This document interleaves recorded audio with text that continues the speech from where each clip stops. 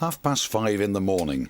While the sensible are still snoozing, here in the engine shed at Gromont, they're lighting up some heavy metal monsters.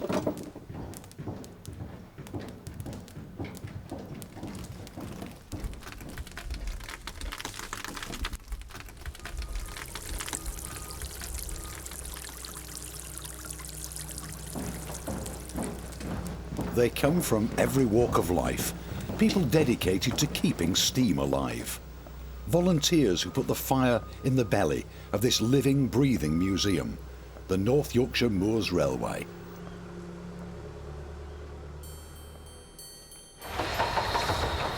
We do everything from maintaining the track and the structures right the way through to operating the trains and selling the tickets. It's a big operation, nearly £4 million worth of business every year, so that's big by any standards.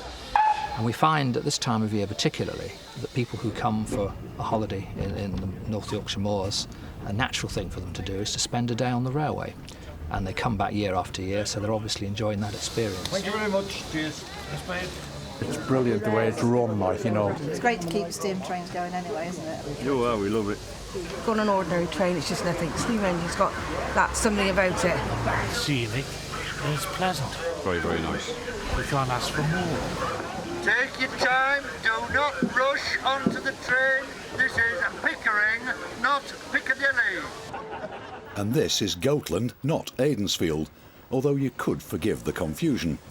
This railway's familiar to nearly everyone, starring in everything from Heartbeat to Harry Potter. That helps to bring in 300,000 visitors a year, and with it a turnover of £4 million, fortune as well as fame.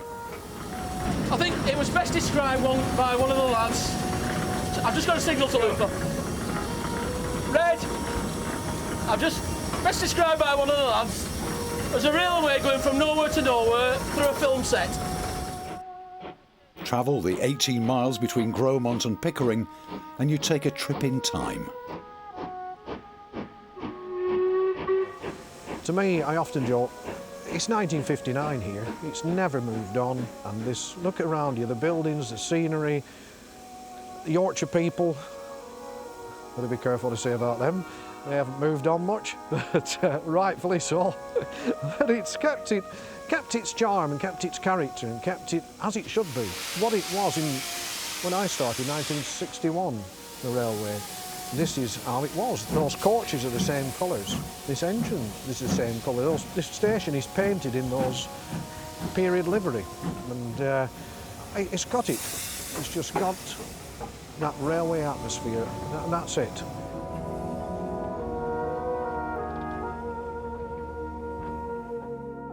Dennis Wilson's a plumber and a glazier by trade, but a volunteer by calling.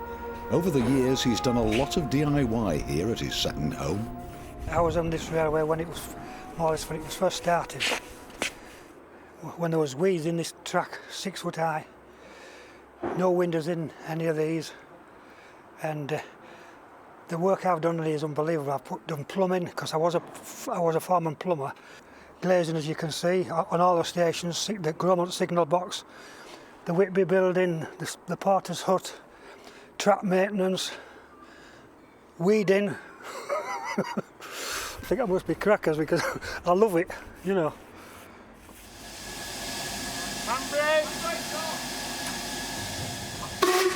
People have been coming here, some of them from 20, 30, 40 years. We have long service badges. And we're quite proud, and people are proud that they've been involved for that length of time, and they must be doing something right. They keep coming back, and we're the busiest preserved railway in this country. I think we've now got about 80 full-time staff. We're one of the biggest employers in this area, and we're making money, touch wood. And they need every penny they can get. Running a railway costs a small fortune. But here at Pickering, they're trying to preserve the past and invest in the future. These coaches were sent to the Knackers Yard years ago. Now, though, they've been rescued and restored.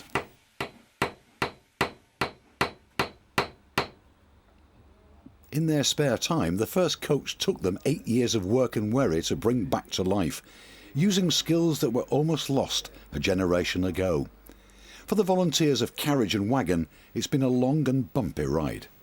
We started 25 years ago, incredibly. We walked into York Town Centre with a fiver and left it with the Leeds Building Society, and that was the start of the LNER Coach Association.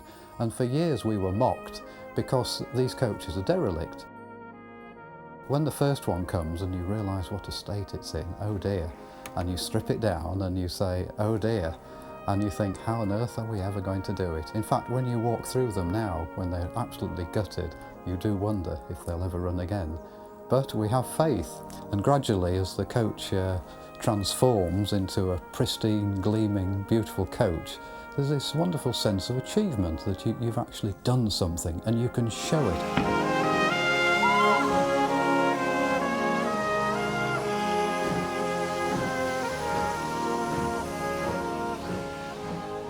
I think the preservationists who do this feel they're contributing to keeping something from the past. So often nowadays, so much when you look around, is what I call modern mediocrity. Like, for instance, modern trains, they are soulless. But once something's 20, 30 years old or older, it assumes atmosphere. And preserving the past allows your future generations to see what's what. A country that forgets its past has no future. I think it was Winston Churchill who said that. And it's very true. You're actually contributing to society by keeping alive old traditions and old artefacts.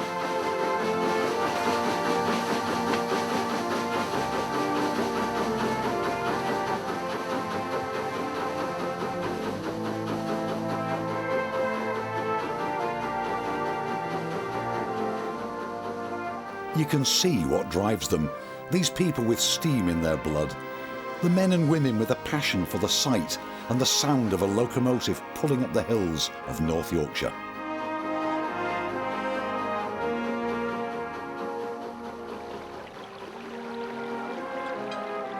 But who'd want to volunteer on a bleak winter's day? Well, these are the gentlemen of the permanent way, the guys who sweat and curse, lay track and heave sleepers just for fun. It's a real backbreaker of a day off. I think this is the time of year when you really sort the men from the boys. You're here in a cold January day, and I mean it really is freezing today. And they're out here working on this track. Some of them are obviously paid staff, because we do have technical engineers who are highly trained for this sort of work, but a lot of them are volunteers as well, of course, and that shows a tremendous amount of dedication to come out at this time of year.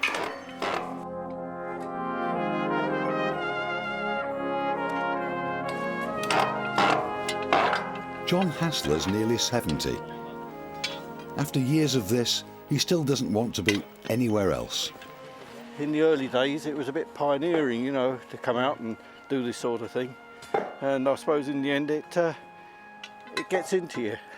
I come from a railway family as well, so I suppose you get this sort of thing in your blood.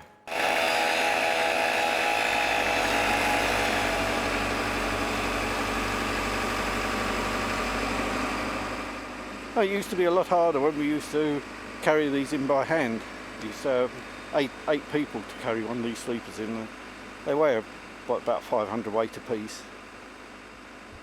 When I worked, I used to look forward to getting back into the office for a rest.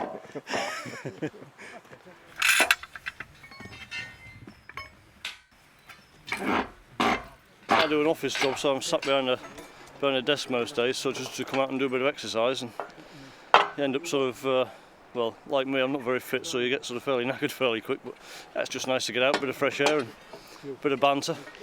You're putting something back into the railway as well, because we like to come down during the summer and take the dog out on the railway and go for a ride, and take the dog for a ride and go for a walk. It's sort of putting something back, really. Thomas weekend on the North Yorkshire Moors Railway. For parents, it's a chance for a spot of nostalgia. For the kids, it's often their first sight of steam.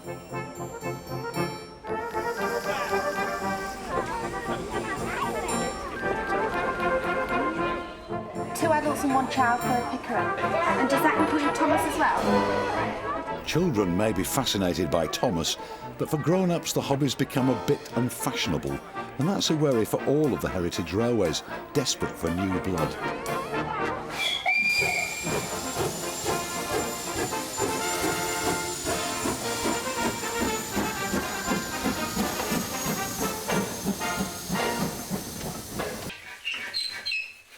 The railway runs an apprentice scheme, but for Kieran and school leavers like him, it's not always the easiest of career choices. What's so fascinating is that all over the country, Thomas the Tank Engine weekends bring in thousands of children, but there it ends. There is no logical step to keep them within the hobby, and a lot of it is this ridicule factor. They just don't want to have their leg pulled at school as a train spotter. More younger people now these days are more about just going on street corners and playing around. They don't like work now. They are interested in trains. The railway hobby as a whole is declining rapidly thanks to the media. They've done this incredible demolition job on the train spotter. Apparently we all have to wear anoraks and bobble hats. We put numbers in books apparently, and this has really deterred the youngsters from coming along. I think we're a bit sad in some ways, but I get used to it. I just tell them it's better than staying at home being bored. It's sad because when you think about it, you can ridicule most hobbies. For instance, I can tell you that there are people in this country who hit balls into holes you can't see, or would you believe sit by a river fishing in the rain? And yet fishing and golf are socially acceptable. You stand on York Station watching trains, you're a head case. Head case. That's what they said about the people who wanted to save this railway back in the 60s. Tom Salmon was one of them.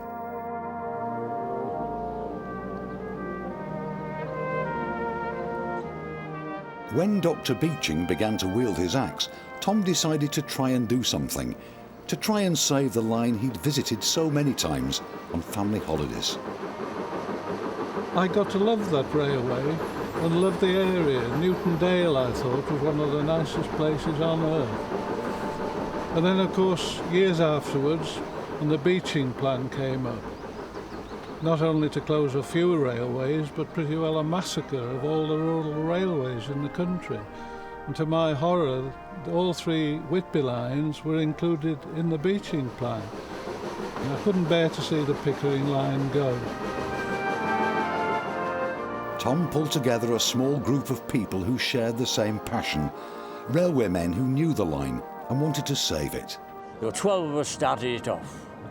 There are now 3 of us left. One of them, Tom Salmon, to me, is the father of this railway.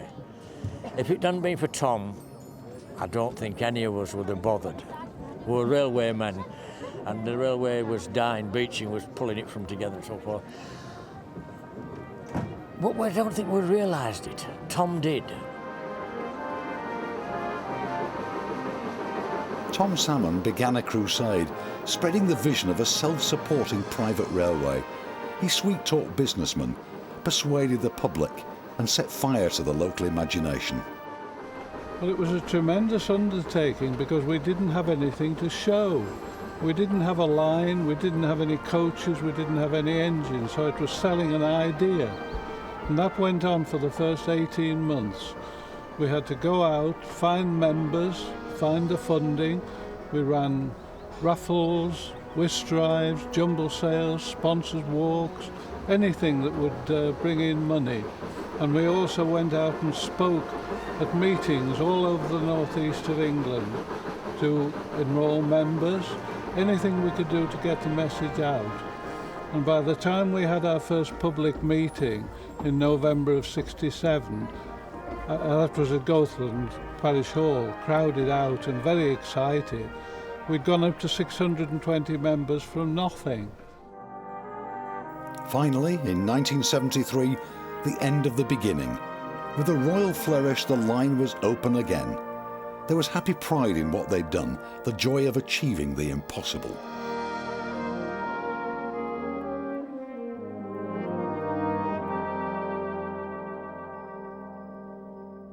Well, it was fantastic. It really was a very, very exciting day when the Duchess of Kent came up and reopened the line. And it was nice that some of the people who had put so much effort into it were invited to the reception, and then she travelled down on the train to Pickering. It's very gratifying, really. I'm glad I did what I did and didn't just sit back and watch the line go.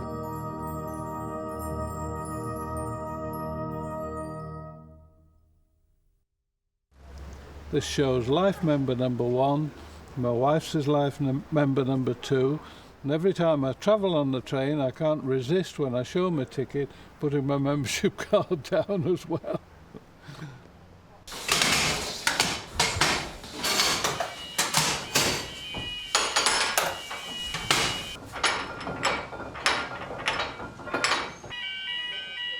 Even the founders couldn't have imagined what a success the line would become, now Britain's most popular heritage railway. It's kept alive by people like Peter Best, a businessman who runs his own engineering company and collects steam engines for a hobby. Peter needs overalls with very deep pockets. I've been a volunteer since 1989 and in 1992 bought my first of 4 locomotives. I bought 2 that year and another one in 1999. Of course you have to ask, why? Well, I've got a passion for steam. I've owned steamrollers and traction engines before, full-size locomotives like this. And it also contributes to the railway, which I love, which is the North Yorkshire Moors Railway. Obsession comes at a cost, but Peter would never question the value of saving steam engines, in spite of the price. If you want to buy a sort of medium-sized locomotive like this one, it'll probably cost about £250,000 to £300,000 to buy. Every 10 years the locomotive needs a full overhaul where the boiler's got to be lifted and the boiler work's got to be attended to. And an average restoration now will cost another £250,000 to £300,000 depending on the work needed. So it's a very, very expensive hobby. Now we get income for hiring the locomotives out, but no one makes any money out of running a steam locomotive. This line survives because of people like Peter, those who give everything they've got to keep the railway running. It's more than their hobby, it's their life. I think the thing about steam and steam enthusiasm for these men is that it's almost like an illness, a disease. And if they've got it, they've got it. And I think when I first met Peter, I soon realised you can't beat it, so you might as well join it. So I didn't never sort of try and resist it. I've always encouraged him and been enthusiastic. He runs a very successful business and a great deal of the income from it goes into the railway locomotives.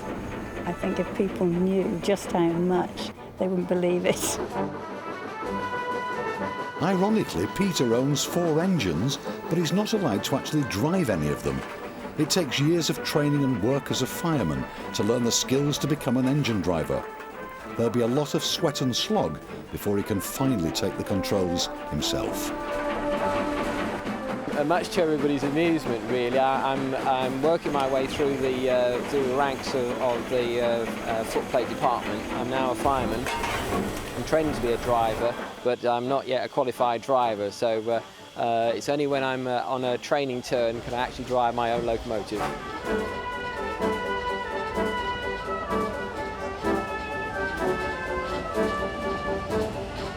He loves to see people enjoying themselves. He says nothing gives him more pleasure than coming up to the railway and watching people getting on and off the trains, you know, knowing that you know, he's helped to contribute towards it.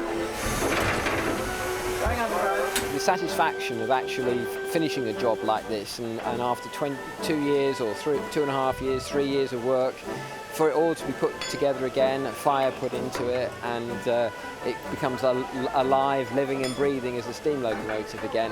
It is a very, very big thrill, and I enjoy it to this day, firing it and operating it, and long may it continue, really. As long as I can afford to do so, then I will do so.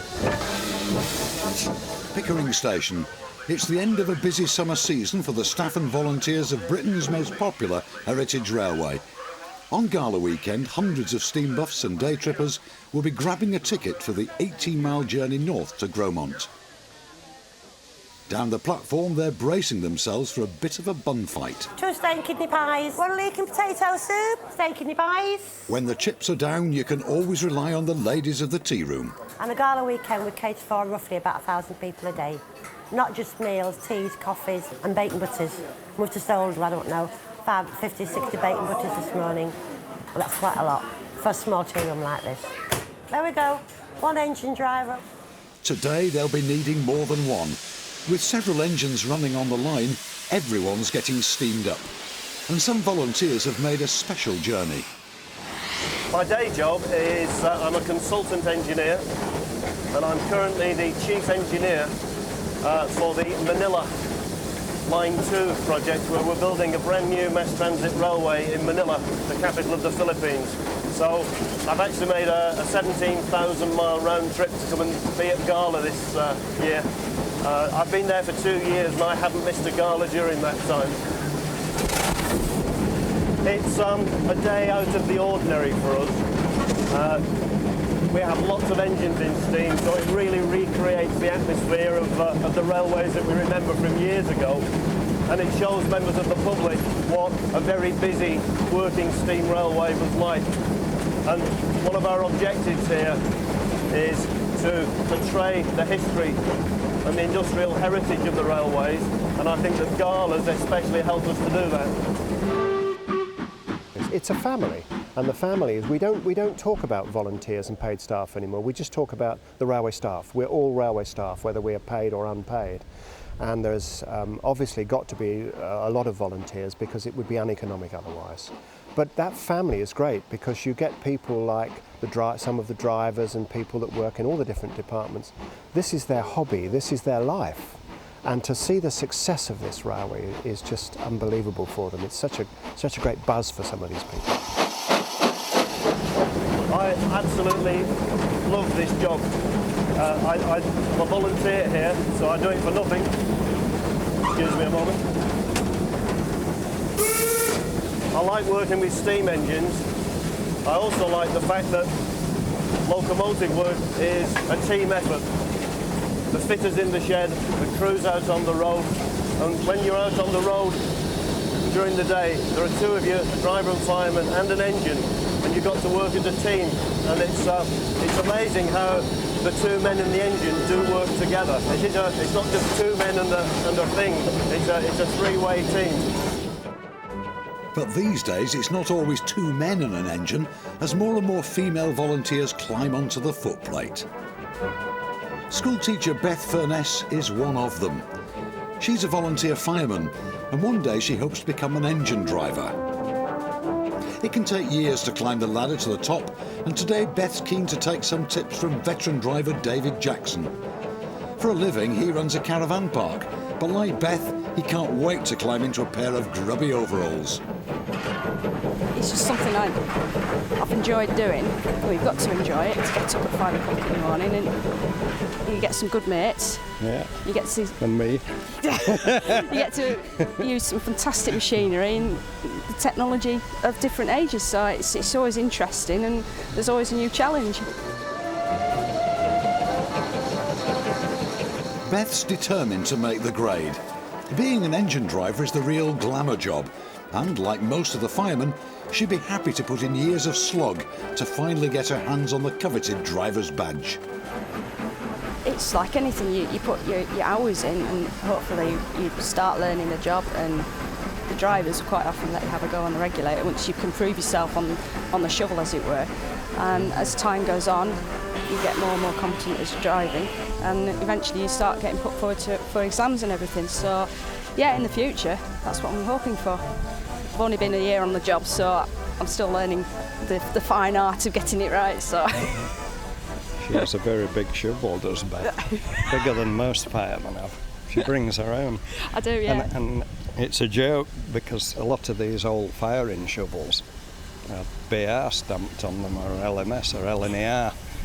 Beth's has JCB stamped on it.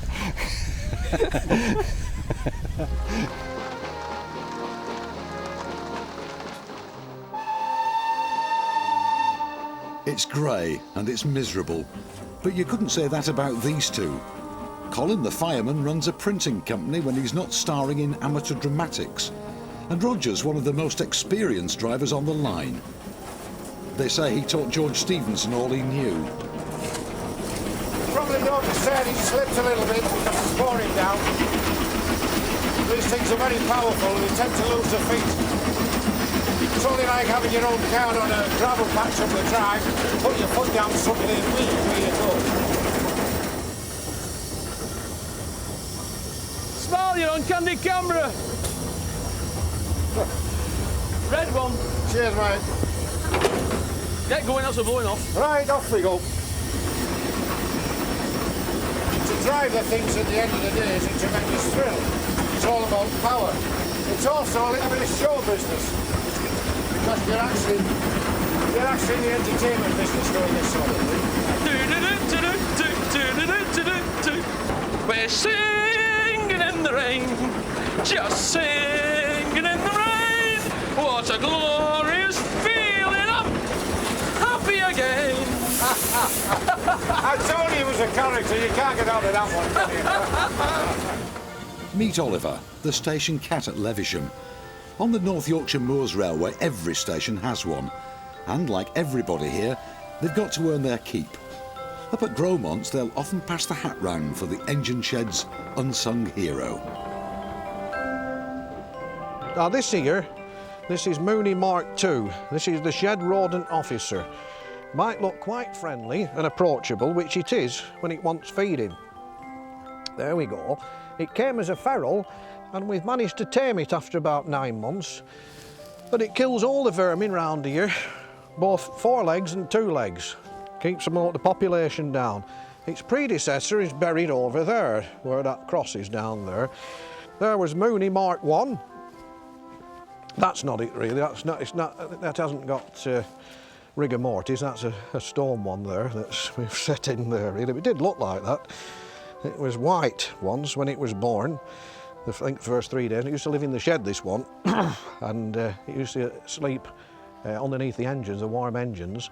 And then, of course, it was covered in oil and grease, but it was quite friendly. The kids liked it until they stroked it, and the mother had to start wiping all the grease, and there was more grease and oil on that cat than what there was in any of these steam engines. It never used to squeak. It was well oiled. But unfortunately, that died, and the local vets had it for about 2 nights and tried to resuscitate it, but it had got a terminal illness, and we got a bill for 348 quid. So I think I could have taken it to a boarding house in Eastbourne for a fortnight and looked after it down there for less.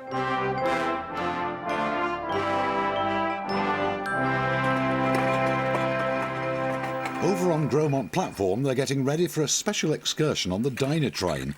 A medical conference from the North East has chartered it for the evening, and by all accounts, they know how to enjoy themselves. Conference delegates, they can drink. And they've got a coach down to Gromont from Durham and a coach back, so they don't need to worry about how much they've had. We're here to sell it, and hopefully they will drink plenty. It will be good boozy do, but they'll all arrive, ladies and gentlemen, and they will all leave, ladies and gentlemen. There's a lot of meals to make. Traditional Yorkshire grub that always goes down well. And for the catering staff, it's a tall order. 109 for this evening. 109, all fan melon with salmon and a fresh salad. So quite a lot of melon to chop up tonight. It's like trying to prepare a banquet in a caravan, but everyone's used to it. Everything that we do is cooked on these trains, and if you think about that, that's a mini revolution in its own right, because people don't do that sort of thing today. They expect modern facilities. These have got to do this. If you're doing 109 covers in that situation on this train in the heat, that's quite fantastic. As you can see, it's not a very big kitchen which we're working, and trying to get 110, 120 plates out across there is a big effort. In essence, it's the equipment they had back in the 50s when these were running on British Rail. So yes, they're old trains with old facilities. Fanned honeydew melon, served with smoked salmon, late summer salad. All prepped? Yeah. Lemons, lettuce, oloroso, little tomato, crescent toppers, cucumber. Horseradish sauce, we'll get Glenys to put out 5. Rather than messing around filling up, we'll put 1 for each carriage, which we'll serve at the table, and have an extra one there just for the quick backup. Everything's prepped up, your apple pie's out the oven now, the cheese is all sliced, and we've just got to whip the cream up and slice some apple for garnish.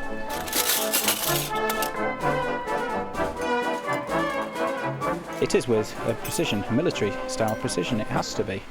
The train won't stop. It will leave at around 7 o'clock or thereafter and go to Pickering and come back. And the drivers know that we're in control at the back.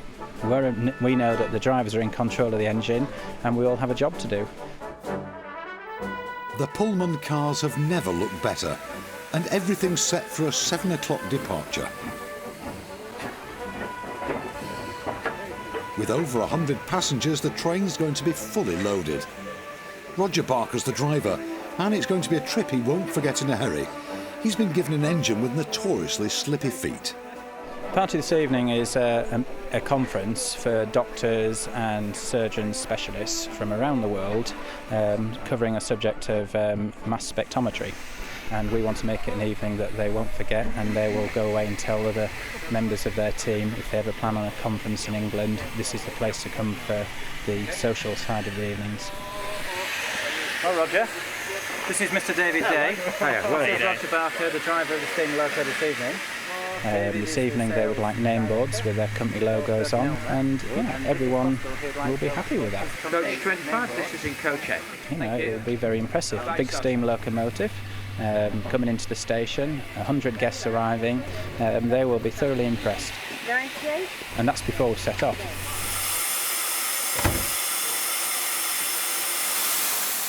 With the light fading, Roger's keen to get off. His fireman's one of the best there is, though. Ian Pearson. All seated. You can go.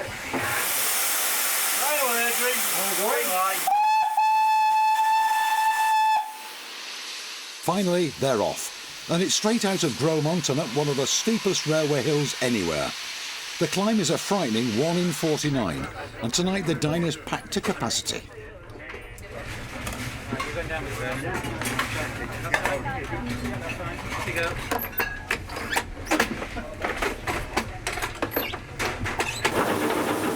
Up at the front, they'll soon be running into problems, big problems. Another red. Right, that's 73 bottles out to start with then, all right?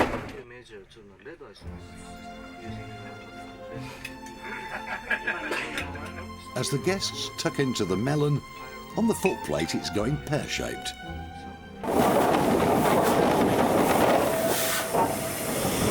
Repton's slipping on the line, and the hill is starting to feel steeper and steeper.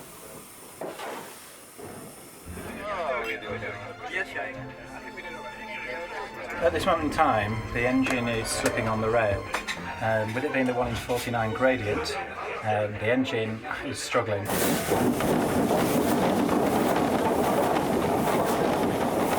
We believe that it's also people doing a reaver training on the line, and the reaver train, a 153 I think it is, diesel unit, is doing some form of testing, and it literally uses, I believe, they refer to it as like soap on the line on the rail for doing brake testing, and that could be part of the problem as well.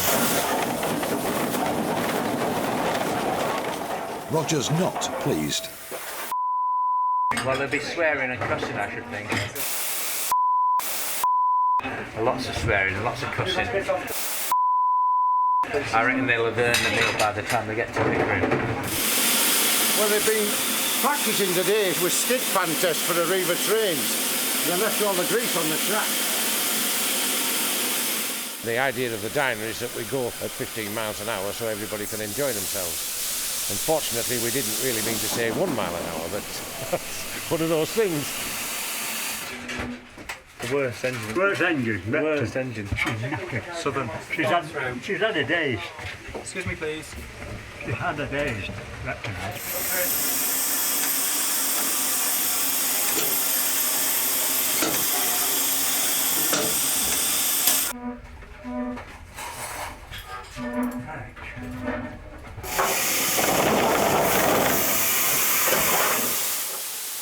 countless minutes, Roger tries to coax this awkward old lady gently up the hill. He's calling on a lifetime's experience here, and Repton finally knows when it's beaten by the master.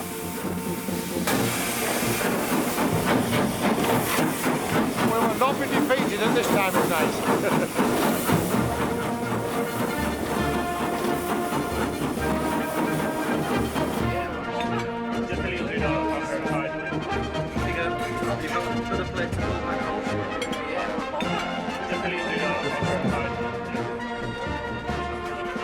Is this small or is this big?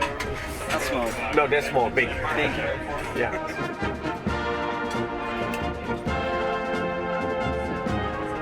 I've enjoyed it very much. The dinner is excellent. The train ride is very good. I've enjoyed getting onto the engine and taking a look at how it runs and all the gears and stuff. It's quite neat. So the evening was very nice. Pretty nice. Very nice. It's very British.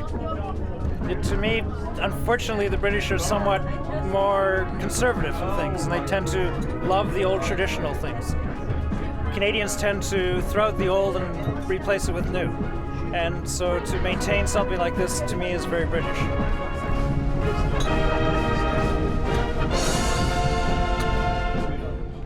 It was nearly a disaster, but now it's a triumph. For the staff, there's a pile of washing up. But for the diners, it's time for a nightcap. 15 brandy, 15 Glenfiddich, and 15 sugar. We've got a lot of cleaning up to do. There's a lot of bottles to be counted. Clean the train down, pans, kitchens, ovens, a lot will be done before we go home tonight. I reckon it will be midnight or just after. When I finish here, it'll be easy to put my feet up, but the two dogs, those little boys, they want to get out and about, so I will take them down the fields and they can chase some rabbits. It's the wartime weekend on the North Yorkshire Moors Railway. Nostalgia's big business these days, and record crowds are queuing up for a taste of the past. Take your time, do not rush onto the train. Let people get off first.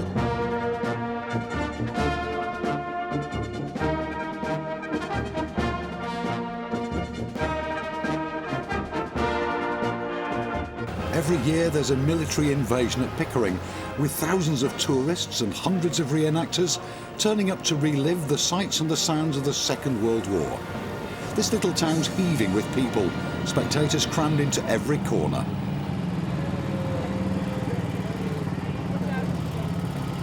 The roads are being closed for a full-blown military parade, and it's a major worry for the railway's special events officer, Jeff Pearson. There could be anything up to about 700 reenactors and probably 30 to 40 vehicles, including an M18 tank, which is the first time we've actually had a tank here, which is good. So that's quite unusual. We're looking forward to that.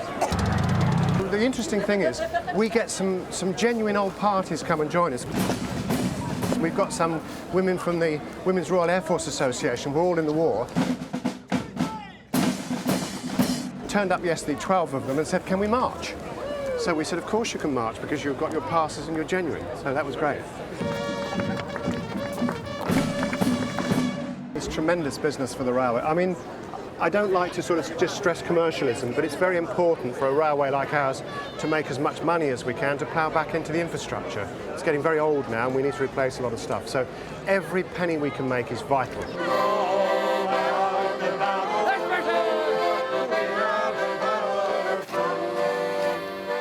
It's important to, I think, the town and to the area, because this is genuine living history. When you can do this and take people back to 1943 as we do, then they can see exactly what it was like.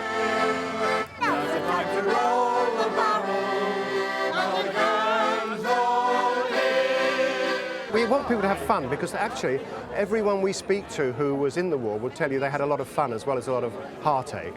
And they like to remember the fun that they had. And there was a sense of community at that time. Everybody, come on!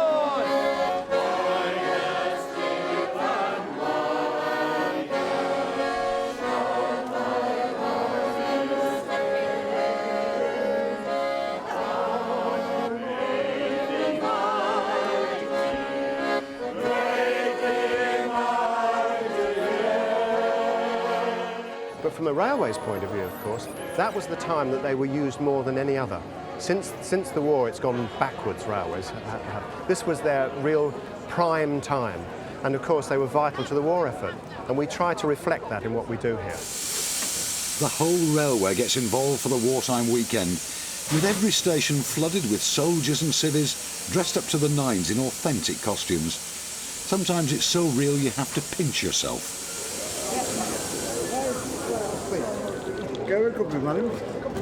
This, please.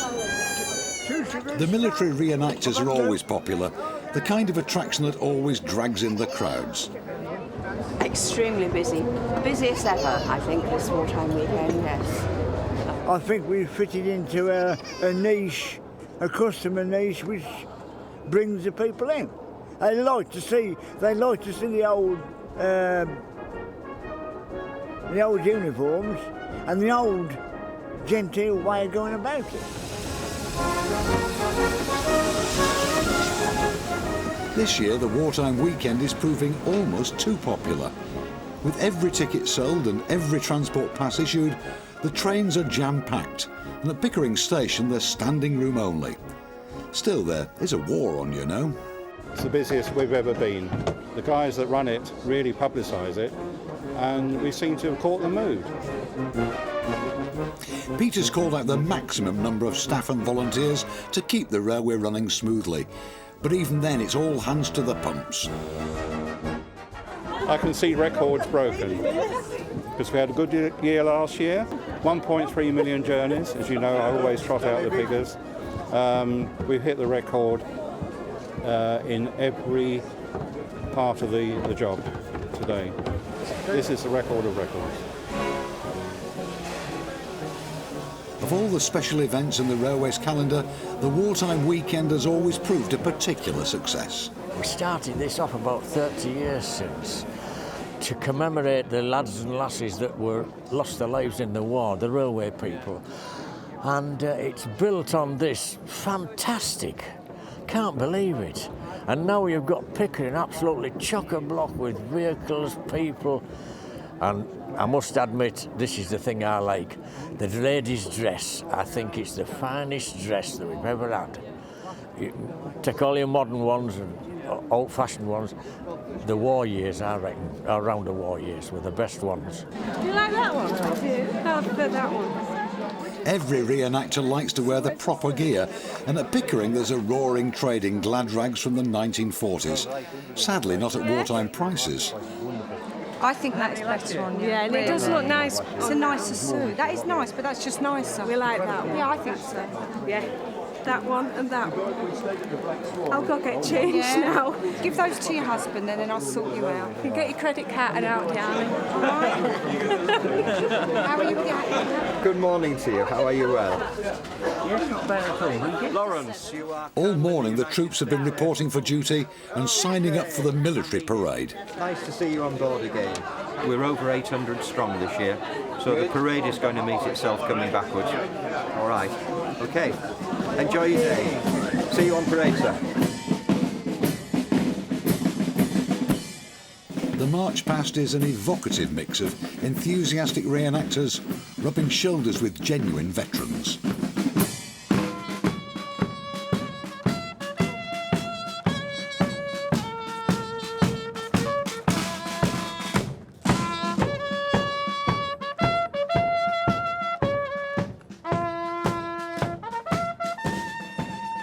My registrar, Major Harding, tells me we've got 800 or over 800 registered reenactors. That's not just people who dress up in uniform, they come in character.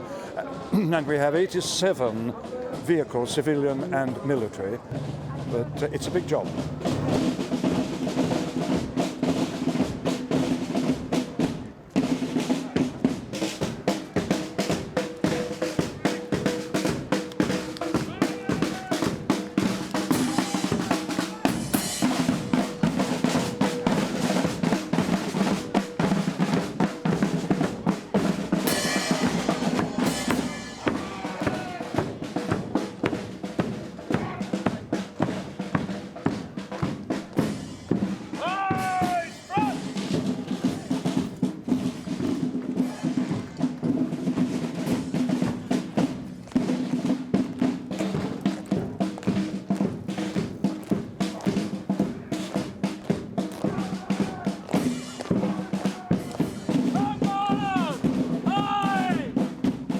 I remember 2 years ago, one of my officers was standing next to a woman.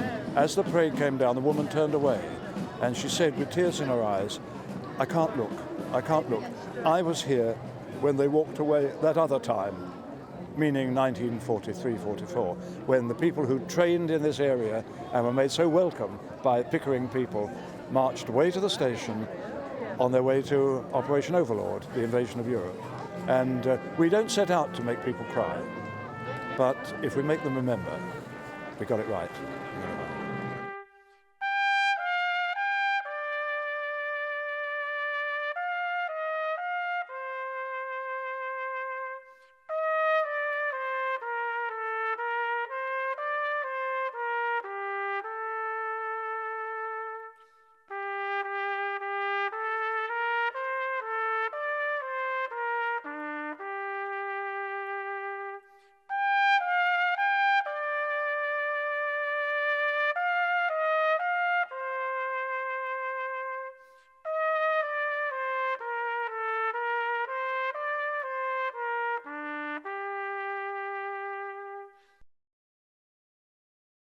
Where's this tourniquet? In the station car park, there's more mayhem and buckets of stage blood as they recreate the carnage of an American field hospital.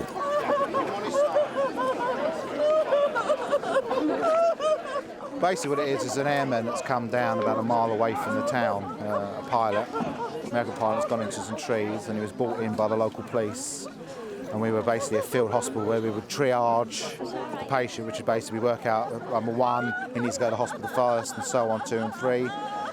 We just made him steady, got him comfortable, ready off to the hospital. This elevator, some pressure on, and also one tourniquet as well above the knee. So very much of this time, Public love it, especially the kids. The kids really love it. It's the adults that are the real wimps. Breathe. We do, as a group, we also do the American Civil War, and we also do real amputations and stuff like that, and the public love to see it. It's actually living history. They learn to find out what happened, and also we explain to them how medical advances have become better because of wars. It's a hobby for me, it's escapism. In Civvy Street, Stuart's actually a real paramedic. If only it was this easy. The good thing about this, if I shout resurrect, the airmen will get up. Resurrect!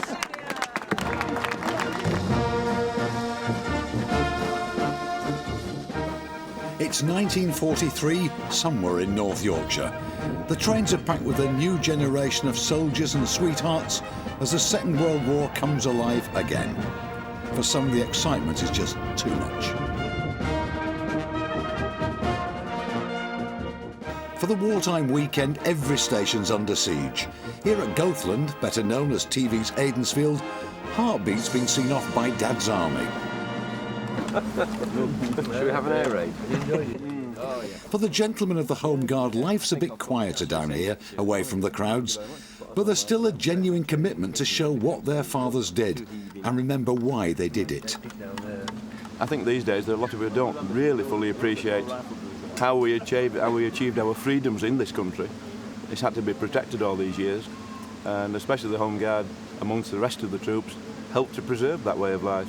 And as I say, I think it's something that's too easily forgotten nowadays.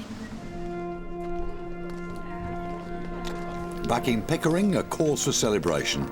There's a real wedding today, with Carrie and Michael keen to tie the knot in genuine 1940s style.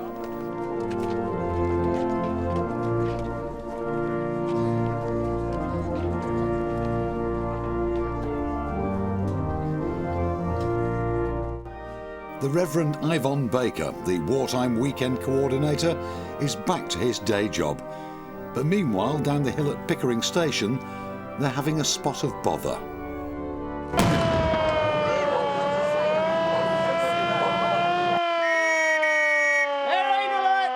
Dearly beloved, we are gathered together here in the sight of God and in the face of this congregation to join together this man and this woman in holy matrimony.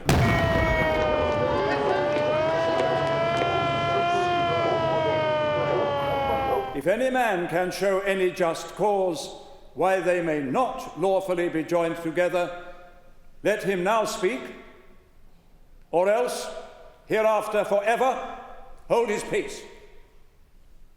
Hello? Anyone in there? Tony Bryan and his family relive the Blitz most weekends, fighting fires and manning the pumps at the drop of a helmet. They're serious about detail though, and this air raid is as accurate as they can make it. It might seem like no way to run a war, but he's quick to defend old-time technology, like these stirrup pumps. Looks like we're getting the better of it. Actually, they're quite effective. They can shoot up to 29 feet. I'm not sure what that is in metres, like, but you know, you can get through some water and that with them. Yeah, well, the 2 gallons of water you'll get through in no time. My wife ends up being the injured party, and we're the wardens. We have to rescue her from the building, and then the first aid party come on and attend to her wounds and everything and get her off.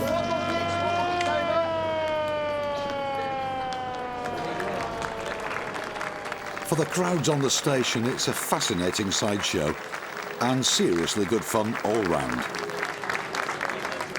Yes, I think there has to be a sense of fun, and I don't think you'll find veterans begrudge us that, because we talk to the veterans and they thoroughly enjoy the fact that we try and represent what they do, what they did, and but you have to enjoy it. Back at the church, they're enjoying it too. Comfort her. Well, here were a young couple, and they're reenactors, and they thought what a wonderful idea it would be if they could have their wedding here in Pickering, when so many of their reenactment friends would be able to come to the wedding. I will. And so what we had yesterday was a wedding as it would have been in 1943. I conducted the ceremony wearing my other uniform, my ecclesiastical uniform, and everything was as it would have been then. Will the congregation now be seated for the signing of the registers?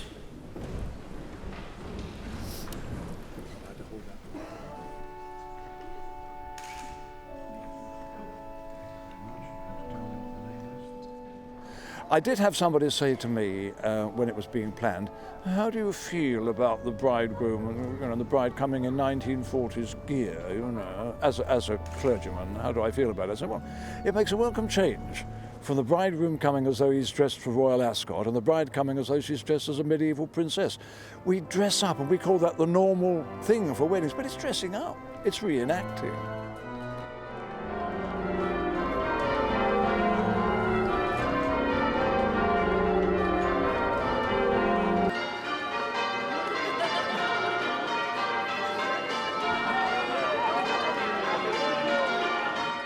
It was a marvellous occasion and they responded so well. And of course there was the Guard of Honour outside, the RAF because he was a squadron leader and bomber command. The Home Guard with their drawn bayonets, as Corporal Jones would say, they don't like it up and so, And of course so many of the family came, enter into the spirit of it and their guests in wartime gear and endeavoured to get not just the gear but into wartime character. That's the important thing. It was a marvellous occasion. I was thrilled with it. At Pickering Station, amongst all the play acting, there's a real emergency. In the middle of nowhere, with a husband crippled with back pains, a hiker's flagged down one of the trains. The railway staff rallied to the rescue and, with the help of some of the passengers, stretchered him onto the train and called ahead for an ambulance.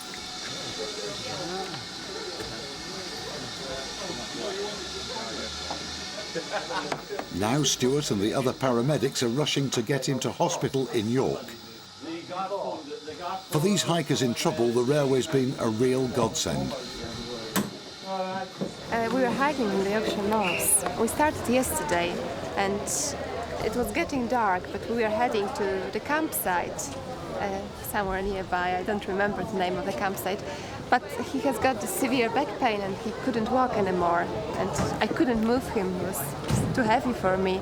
And we stayed overnight, just wherever we stopped. and he thought he will be fine through the night, but unfortunately it got worse. And I just asked Yorkshire Railway crew for help, and they were very kind. They stopped the train, they were very kind. They carried him, and everybody paid so much attention, and I appreciate the help, and it was just amazing. Her husband's in real pain and discomfort, but it's not as bad as it seems, nothing too serious. The chap involved, he's actually strained his back as much that he got muscular spasm.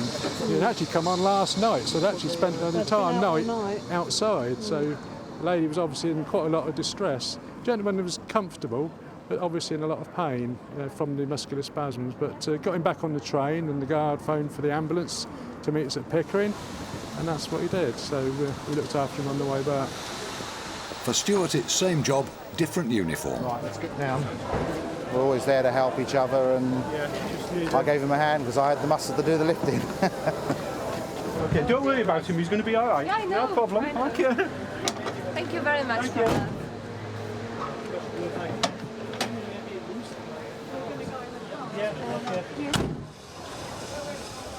Amongst the noise and the fun, there's a chance to reflect on the price that was paid by those on the home front.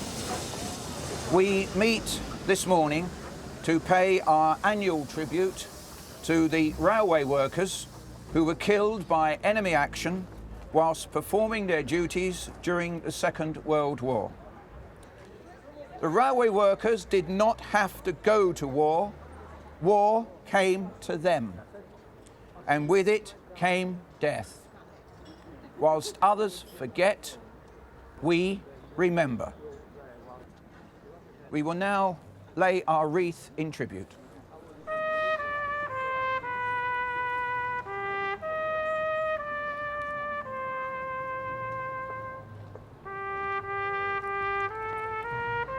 They shall grow not old, as we that are left grow old.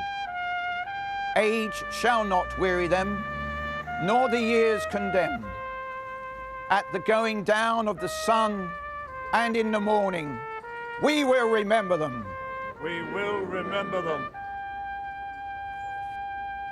We tried to do justice to the people who wore these uniforms for real. Somebody called my unit some time ago.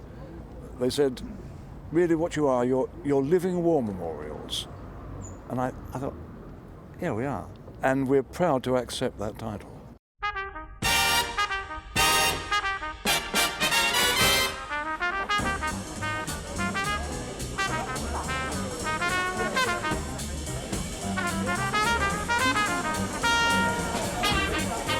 After 2 days of living in the past, it's quite a journey back to the present. Being in 1943 seems strange. By the time you've gone through the weekend, Monday morning, when you get back to the 21st century, that's strange.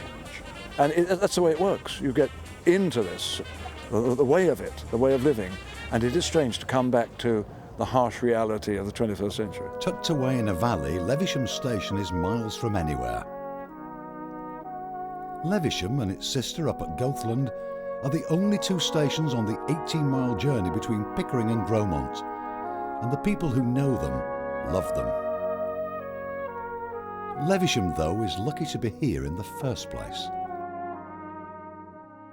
The station here was built as a quirk of fate, really, by the local landowner. Landowners have played a major part in where railways can and cannot go up and down the country. And in this case, the local landowner owned the house next door, and he said, well, I'll let you buy some land off me, subject to you building a station for me. And this is why Levisham Station appeared here, in the bottom of the valley. The landowner concerned was the Reverend Skelton, who was the local churchman. He was also a little bit of an oddball at times. He built a folly on the top of the hills here where he could write his sermons in peace and quiet while contemplating the countryside. The folly is still there, yes. Not quite as good condition when he will remember it, but it's still there, and it still provides a commanding view over the valley where you can still watch trains going past now, very much as he did 150 years ago.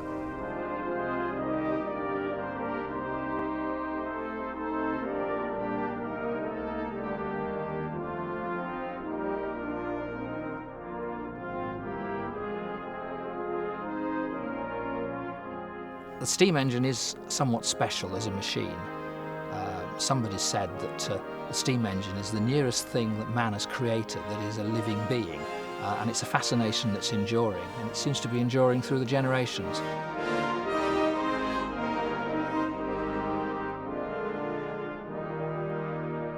I'm told I was making trains out of pencils at the age of about 18 months, so there must have been something in the blood for me.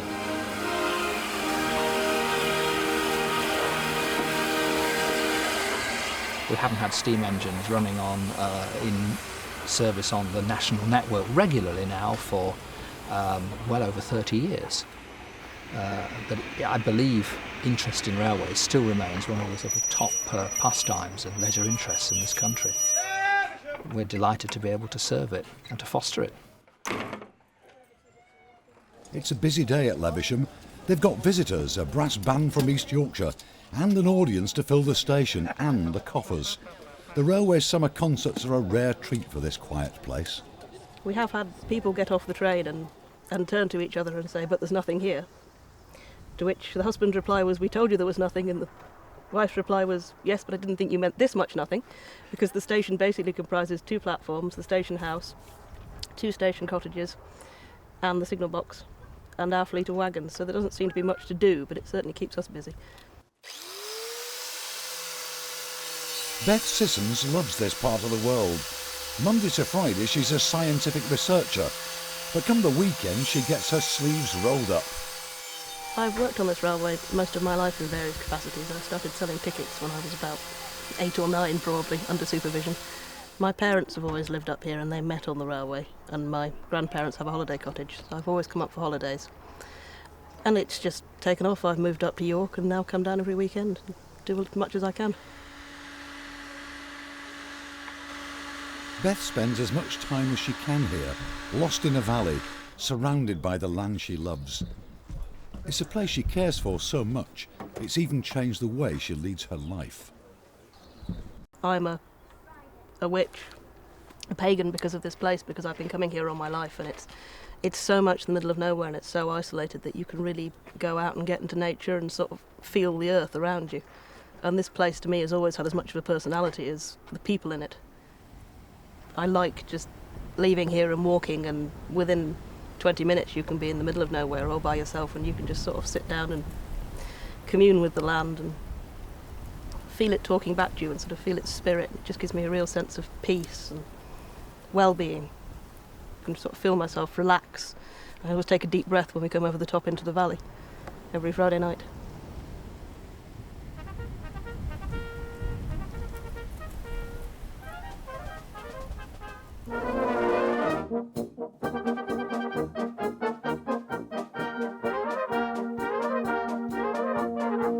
When there's a bum fight at the tea hut, you'll find this lot leaping to volunteer. They're the Amer family, called to the counter by a common passion. We're all trained, man. Yeah, it runs in the family. But we hardly ever manage to listen to the band because we're so busy. You wouldn't think my wife was a train buff, would you? She's under special sufferance. Because when I first met her, I showed her a photograph in my bungalow and I said, "What's that train?" It was going over a viaduct in Huddersfield. She said, "It's a Black 5. I said, "Blimey, you'll do it for me. Come on, let's get you roped in with trains from now on." That was 20 odd years ago.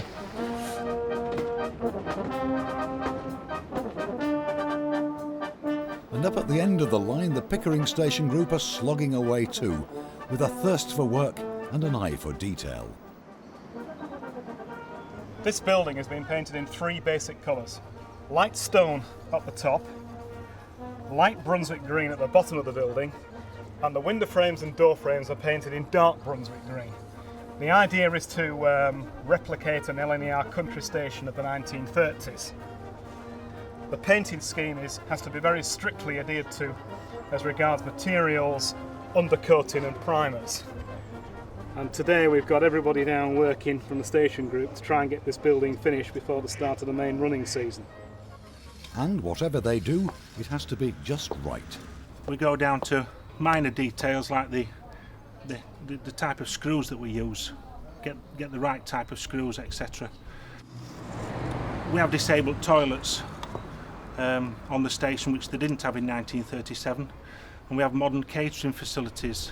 So we are improving, but at the same time keeping the colour scheme and wherever possible the furniture of 1937. Well, this weekend it's more like 1967. Once a year the steam engines give way to diesels. And the North Yorkshire Moors Railway holds a gala weekend, aimed at a very different breed of train spotters, the Diesel Boys.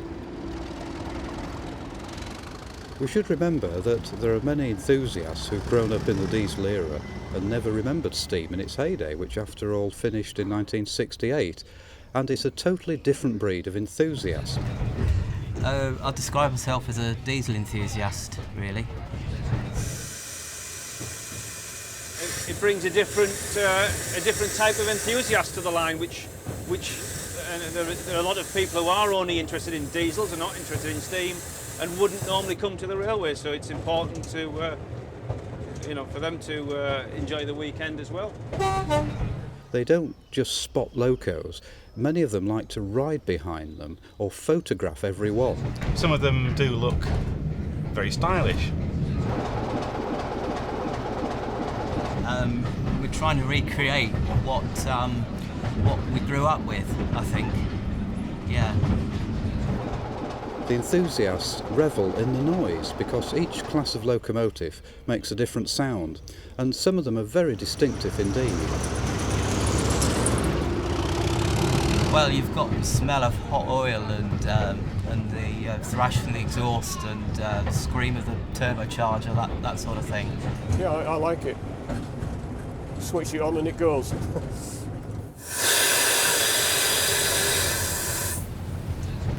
On the whole, a steam enthusiast likes a steam engine. They may have a preference for LNER, Great Western, but if it chuffs, they're happy. Diesel enthusiasts are very blinkered. Definitely. It's like football. You have people support different teams, don't they? So, same within railways. It's some people support steam locos, others support diesels, different types of diesels, and so on. Just keep clear on the platform edge as the train reverses into platform 2. The Moors Railway was the first one in the country to ever stage a diesel gala, and I was one of those who campaigned for it. And of course the management couldn't believe that people were interested, and they were pleasantly surprised. A lot of the younger people coming up are interested in diesels as much as steam, or probably more so than steam. Diesel galas are now copied nationwide, and what's interesting is that some of these private lines are now making more money from the diesel galas than the steam. Now that is awesome. The A4 Pacific class locomotive, Sir Nigel Gresley.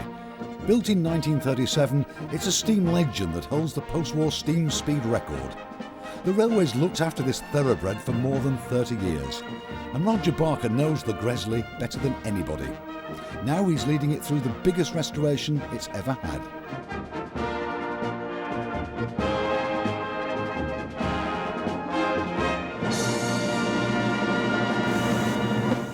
It's early 2004, and for over 2 years Sir Nigel has had his feet up, undergoing the biggest overhaul in the old gentleman's 70-year history.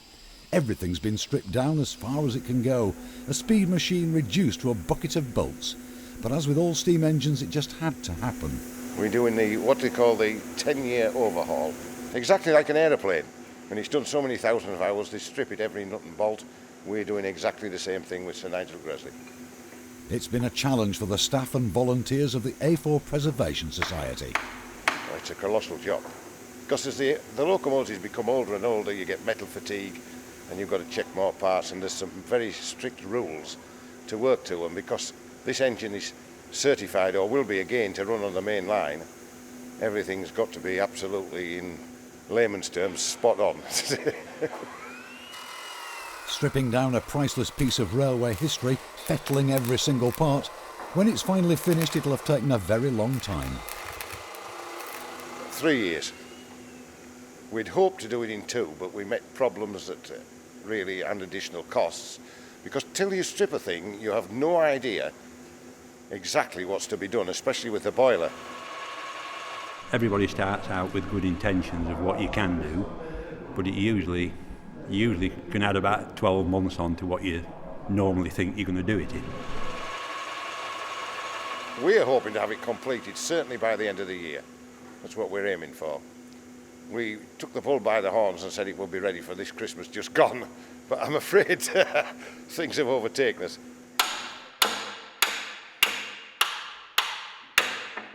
The accountants have taken a bit of a hammering too.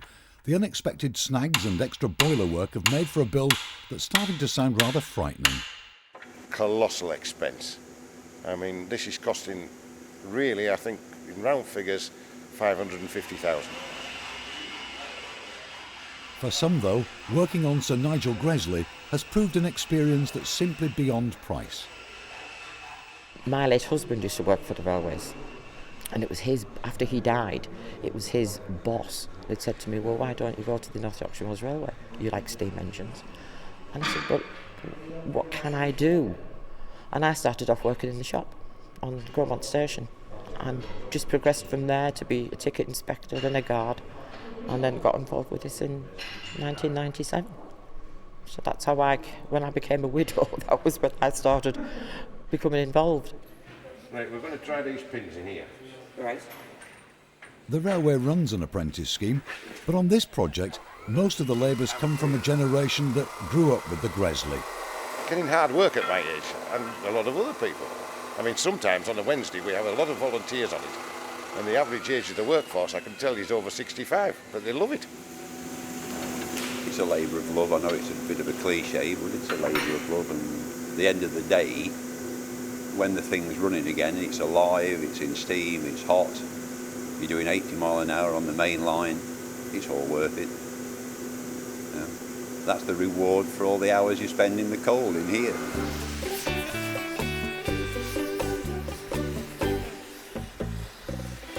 When I was young, about 17, 18, I used to go dancing, and the rock and roll was just finishing, and the sort of gawky disco dancing was just coming in. And I've always wanted to be able to drive, always. I just sort of did what everyone else was doing in those days, sort of jigging about. And then I decided that I was really going to do it, I haven't really looked back since. That was, I suppose it was about 7 years ago. It's a fascination with trains that's been with him since he was a kid. What is it that attracts people to steam engines? At different ages, it's different things. As soon as you're 2 years old, you know that it goes chuff and there's bits on the outside that go round. And then as you get older, there's different things that you look at. And when you get to this stage, you realise that the skill and the hard work required to make one go. The fireman, he's got to be an artist with a shovel to get the best out of one of these.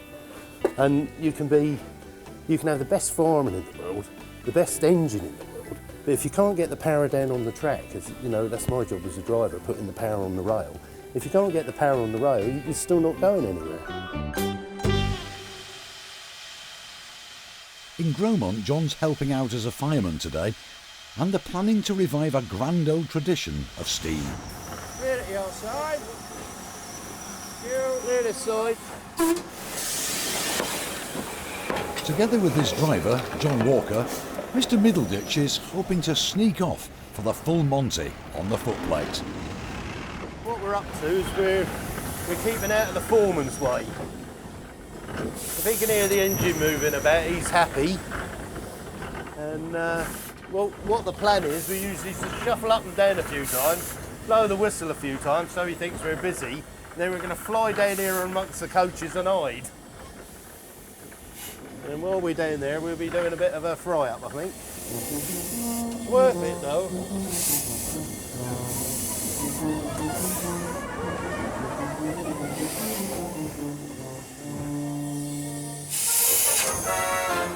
That'll do it. In the days of steam, this used to happen all the time, and it's a tradition they're only too happy to honour. We've got to now turn this into a non-stick frying pan. We've just spread the oil around, now we've got to get it hot. Come on, hurry up. here comes the bacon. Oh, at last. At last. How many slices do you want, John? Oh, 2 will be fine. Okay. Yeah. Once the foreman smells this, we'll be in trouble. It'll be coming out the chimney now. He's not coming, is he? Not yet. No, we're all right yet. This is the sort of thing that blokes with shunting engines would do. On the main line, you've got so much draft up the chimney that you can't keep the bacon on the shovel, especially with someone like him driving. The draft from the chimney will literally take the bacon off the shovel and it will go up the chimney and fly in the air. It will indeed. You really want to be standing still to do this. I believe on the Midland at one stage they were drilling holes in all the shovels just here to stop this sort of thing. So yeah, they don't like it. Come on, Nigel, hurry up. Let's have Yeah, these I'm doing my things best, pet. Yeah. On an engine, if you don't help yourself, no other person's going to do it, are they? Nope. It's you and your driver against the world. Right, now the most important part of the job is the eggs. There's one. Oops, good fingers. Like my eggs runny, John. Runny? Yeah. I like mine runny too. Yeah. There's the other one. Thank you.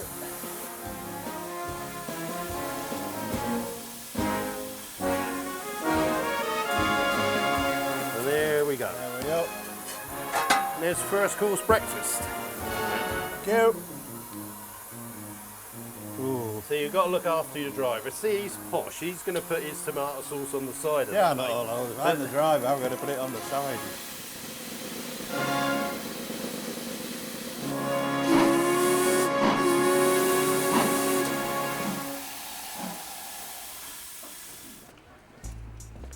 Welcome to the Crossing Club. At the end of a long day, this is where the footplate crews wet their whistles, and it's a regular home from home. But what you see now is all our own work. We knocked everything down, practically rebuilt it all. We've built all the cellar, the toilets are ours,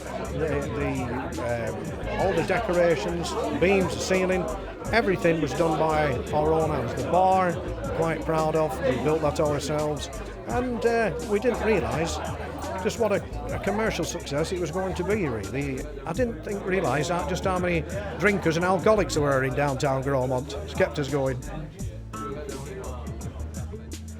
Question 3. In the song Oh Mr Porter, where did the singer want to go to? Yeah, we just had that one. As you've probably realised on this railway, it's quite warm work, especially in summer, and you do lose a lot of moisture. You're shoveling a tonne at a time on a round trip, 1.5 tons, depending on the loading. You've been up and down on hooked and hooked on. You've done a good day's graft, so you're ready for a pint, and it tastes beautiful. Driver John Fletcher and fireman Brian Carter check in for a Santa special. Oh, hey, Brian, all right. Hey. Oh, a bit nippy out there. What are you doing at Christmas? Have you all planned or? Nah, just stay at home and just be a good lad. What engine have we got today? We'd go and have a look over there, mate. Standard tank. And the tank. Oh, 80135, eh? Well, they've altered it round. It was Repton. Was wasn't it? Repton, yeah. Oh, well.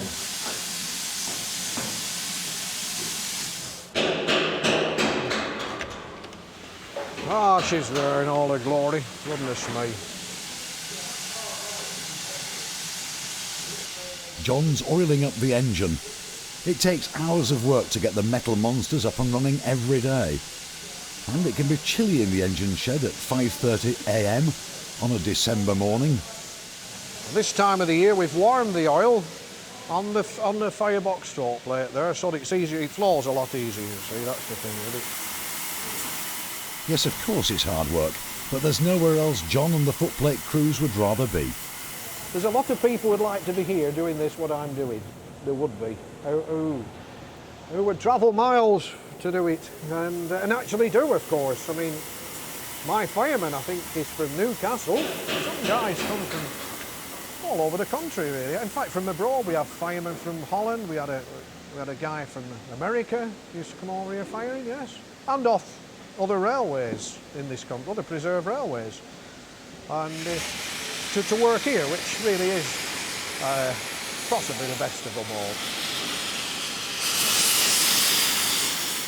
And what I'm doing here is what we did years ago. It hasn't altered at all. I mean, I was doing this 40 years ago, oiling these things up, and you never thought then that now they'd still be here. I mean, they should. It's part of our heritage, really, isn't it? These steam locomotives. I mean, we invented the darn things. We gave them to the rest of the world. And now we're light years behind in our rail transport, but never mind. That's how things go.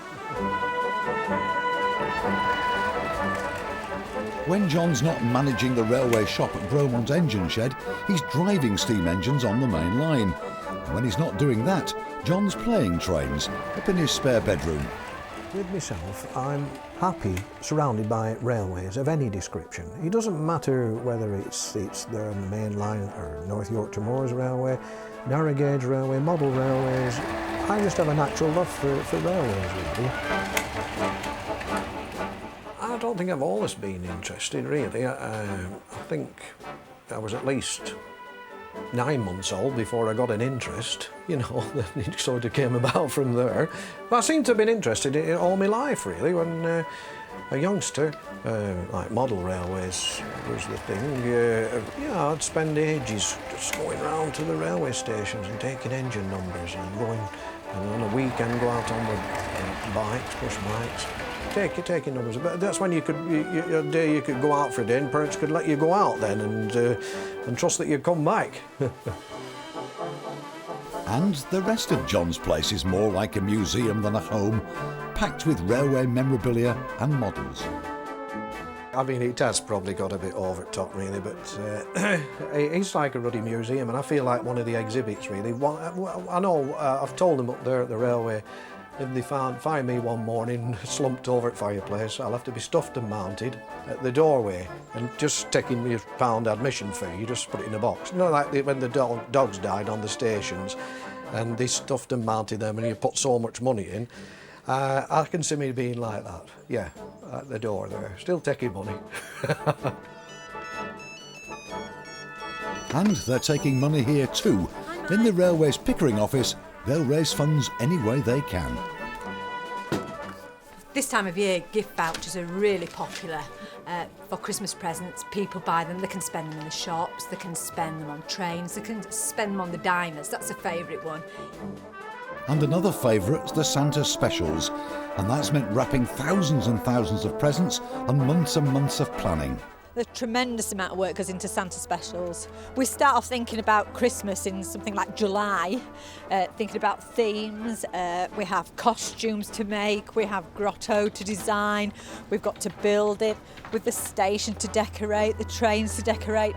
So every weekend from mid-October until beginning of December, we're working on the stations, getting them ready.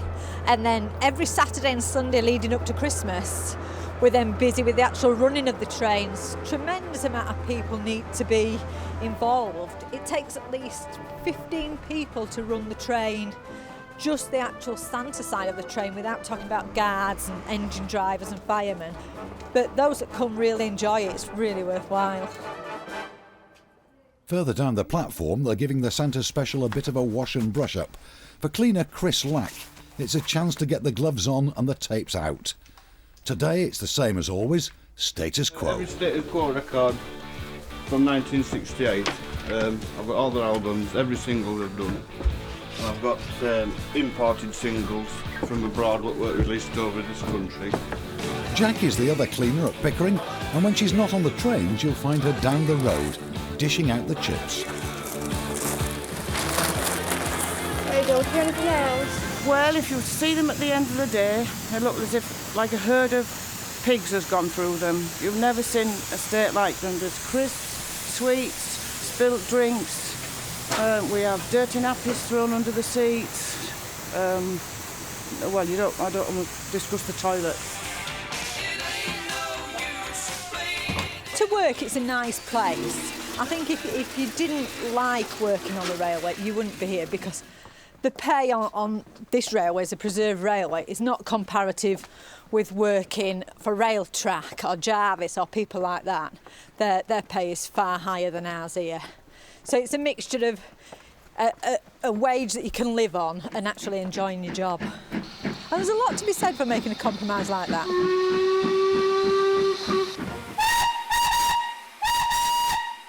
On the North Yorkshire Moors Railway, another Santa special wheezes down the line. And what's your name? Say Oliver. Oliver. Oliver. Right, Oliver. There we go. There's a special ticket for you.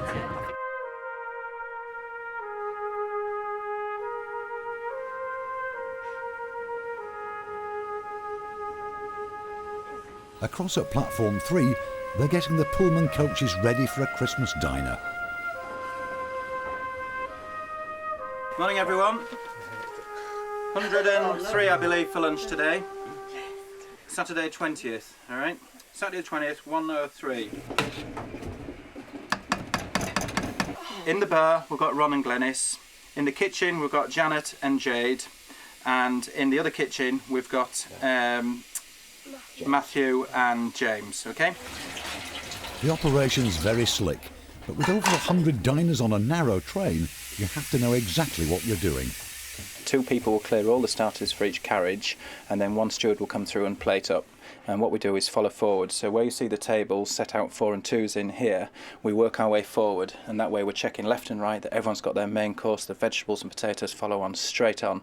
There is no time delay. Very important that people get their full meal served all together at once. It is orchestrated with military precision. Got to be, because again the train waits for no man. We're due out at 10 to 12, we are heading for on-time departure. Vegging, we've got Linda and Dan. Glenys will do sourcing and checking. Gravy, it's Andrew. And serving, we've got Rosie, Vicky and Joe. Everybody know what they're doing. Okay, good luck everyone, let's have a good run.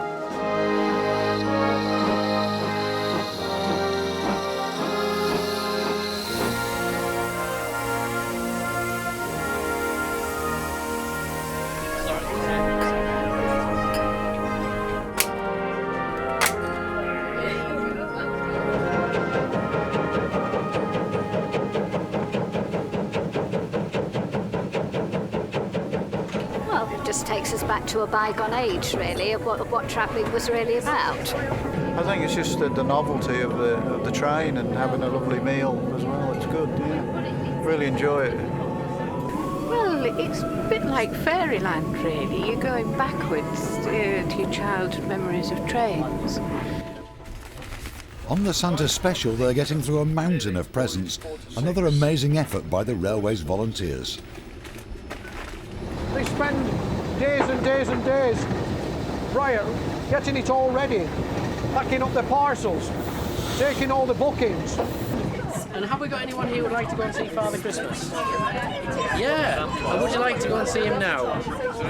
You would, okay. Right, if you take a very slow walk down there, he's ready to see you. Okay? Cheers. Well, this is for Lawrence. This is for Lawrence. There you are, Lawrence. That's for you. With probably 6 or 7 people in the train, apart from Santa, who are just supervising the children, making sure they have a happy trip. The Santa specials and the Christmas diners waddle slowly home. All this enjoyment, it's been exhausting.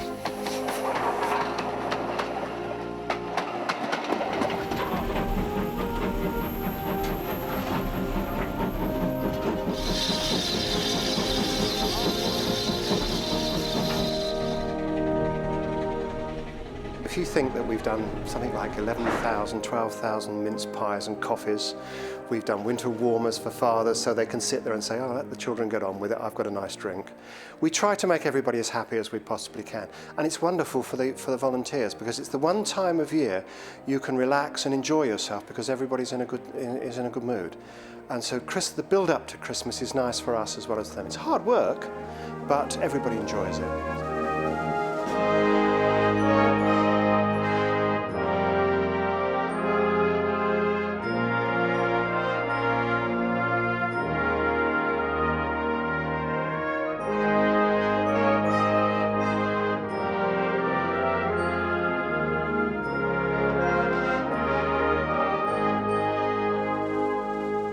Last train has gone. We've finished now for a few days, so it's wending its way back to the engine shed. They'll drop the fire and they'll put it to bed. Everything can go nice and cold for a few days, and we'll go away and enjoy Christmas. So that's really nice.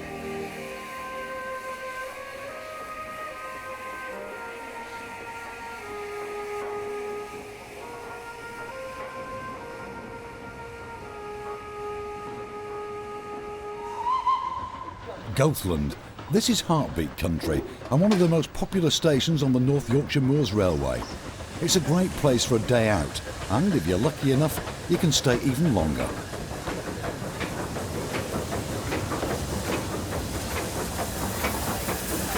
This is the camping coach. It belongs to the railway, and it's like a holiday cottage, except it's a railway carriage.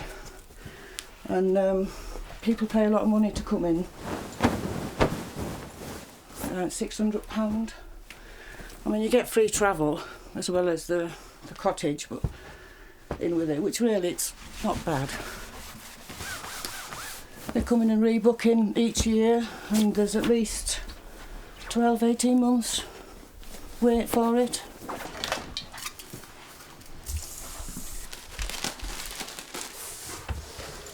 It's nice on this station in Goathland. It's completely different to Pickering. It's a lovely little station. I think that's why a lot of people like coming in here. They like the peace and quiet.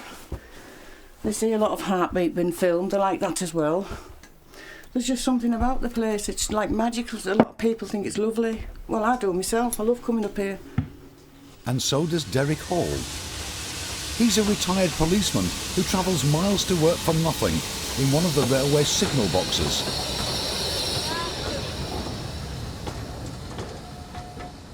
Well, I was a police officer for 30 years in Humberside Police, and I joined the railway in about 1973 as a volunteer. I became interested in the signalling, and I came here on a few occasions to learn the box. I then took rail track exams to allow me to be in the box on my own and to move trains. Out of section 18 is line clear for class 2 train. Thank you, Leslie. Cheers. And it's a different world altogether from the day-to-day mundane life that you lead outside the railway. It's a very close-knit community here, and what we want to do is to ensure that our passengers have a good day out. Every year it costs millions to keep this railway going, and they'll raise money however they can. And again, that's where the volunteers come in. Selling the raffle tickets, £2 for 4. Helps pay towards getting Sir Nigel Gresley back on the line. That's good. £2 for 4. When he's not behind the wheel of a lorry, Colin sells raffle tickets on the trains, and he's raised thousands. He's always had a dream, though, to park the lorry and take a steam engine out for a spin. Signing on point. Everybody's to sign in on the shed, so we'll sign our names. We'd like to sign in the time.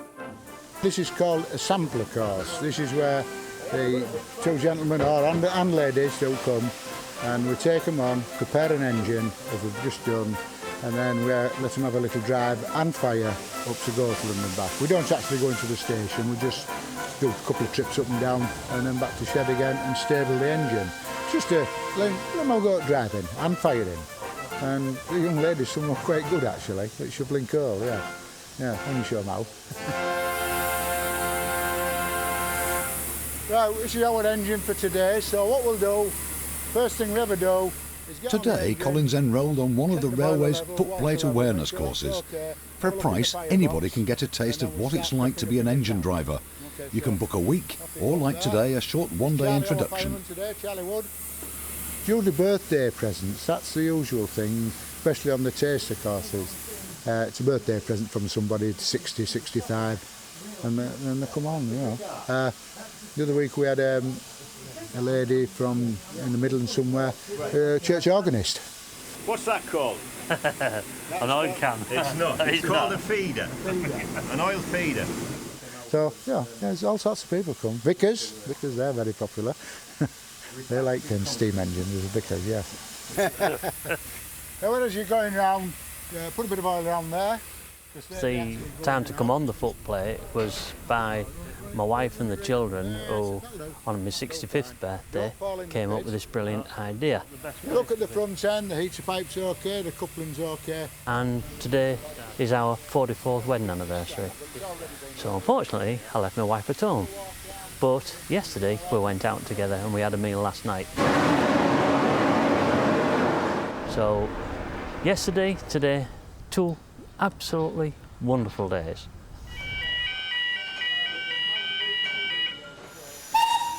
And away we go.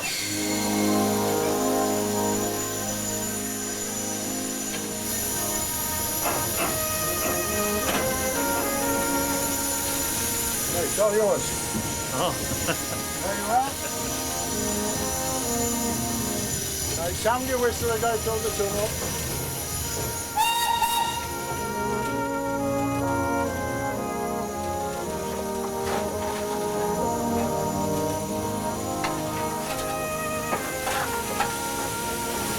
Right, push your regulator open a bit more. That's it.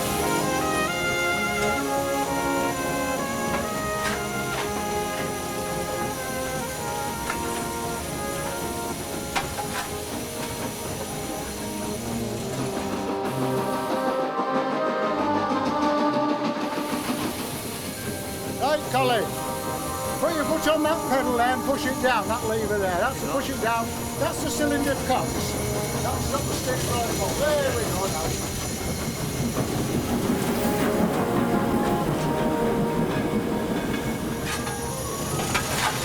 All we have to do now as we're driving the train along, keep a lookout for plate layers, anything unusual.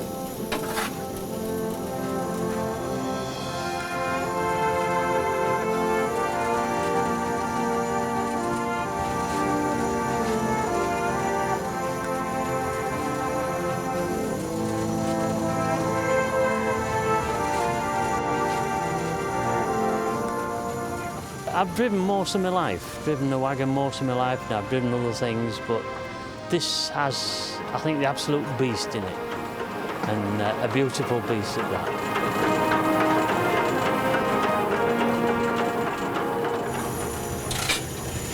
Still got to fly an aeroplane? Oh, haven't you done that yet? So I've had to go at that. I've had to go flying, I'll have to like that. Now we're into a 1 in 49 gradient now, so we want that regulator open a bit more. Push it as full as it'll go to the first valve. That's it. He did very well for a beginner. It's not easy to handle a steam locomotive, getting used to it. They're all different. They all handle different. You open the regulator, some go, some don't. This one you have to open it and you have to listen to it. Then it goes and it's okay. He did very well in the control it with me telling him what to do. It was quite good.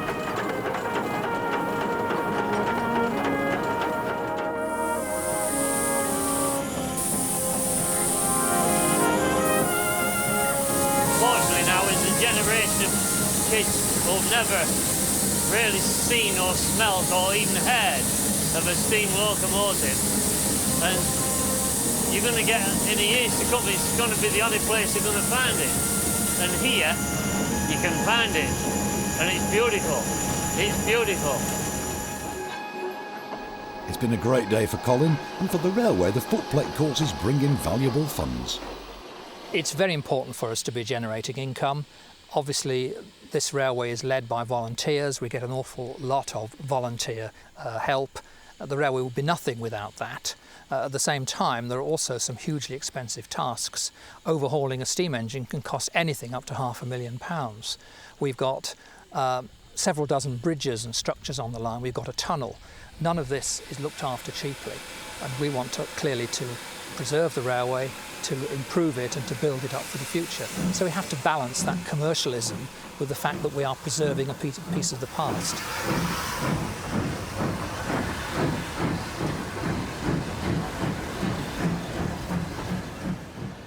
Back at Goathland Station, the latest camping coach visitors are about to check in. Betty and Alan are celebrating, and for them, Goathland's the perfect place.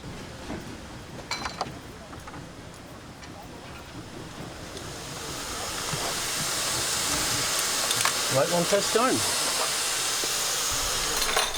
Well, well, well. It's lovely. It's the first time we've had a camping coach, so... Yes. Well, we've seen it so many times when we've been to Gotland Station. It's really lovely, really lovely. And the kitchen, just what we're expecting. Lovely. Even nicer. It is wonderful. Yeah. Wonderful. It's for our 50th wedding anniversary, actually, this, isn't it? Yes. One of the perks for being married 50 years. 50 years, where has it gone? Where has it gone? I was born to the sound of a train, I think. We had a railway line running behind our house, and a coal train at about 8:15 in the morning was probably the first sound I heard. And since then I've rather liked steam trains, yes. And when we were courting, we used to go train spotting, Yeah. and I used to pretend to like trains then. But now, after 50 years, you know, I think I'm as hooked as you are. Yeah. Yeah. But interestingly, we got engaged on a train. Now there's a story, yes. I slipped the ring on Betty's finger on a train between Manchester and Loughton St Mary's, which is near my hometown of Lee in Lancashire. Would that be a steam train? That was a steam train in those days, nothing else. You wouldn't recognise it at the moment, but this is the railway's star attraction, the A4 locomotive Sir Nigel Gresley. This is what they call a major overhaul. These things are getting extremely old, metal fatigue, so to comply with all the regulations, as this is a mainline certified engine and can still run on the national network, it has to be checked, every nut and bolt, every little piece has got to be made as near perfect as it can be. The A4 Pacifics, of which this is one of 35, were absolutely the creme de la creme of the main line from King's Cross to Edinburgh. It's a thoroughbred and it's a speed merchant. So once you've put it together, it is absolutely a masterpiece. Every boy's dream. And it's become every engineer's nightmare. There's been one problem after another, and the critical work on the boiler has taken more time and money than anyone had dared to imagine.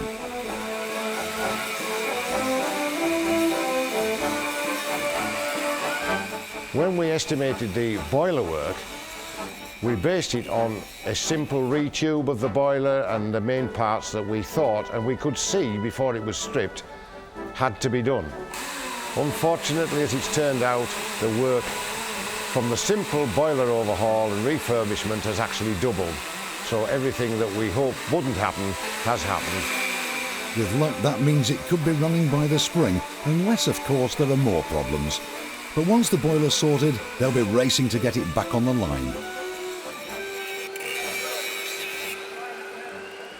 The main thing is once it goes on the top of these frames, all hell will be let loose to put everything back together, and that should approximately take 16 to 17 weeks once the boiler goes on. For the volunteers of coach restoration, 3 years means nothing. For craftsmen such as Len Clark, this is painstaking work. Keeping alive forgotten skills and breathing life back into wooden carriages and famous engines. Len's a sign writer and painter, the best there is, and he's been in demand for decades. I found that there was a need for some of my skills, and it's been 35 years nearly now since I first started putting paint on steam locomotives and lining out locomotives and carriages. It's beautiful. I've worked on some very famous locomotives, Sir Nigel Gresley 2 or 3 times, Union of South Africa, Blue Peter, and the most famous locomotive of all, dare I mention it, Hogswart Castle for the film, carriages galore.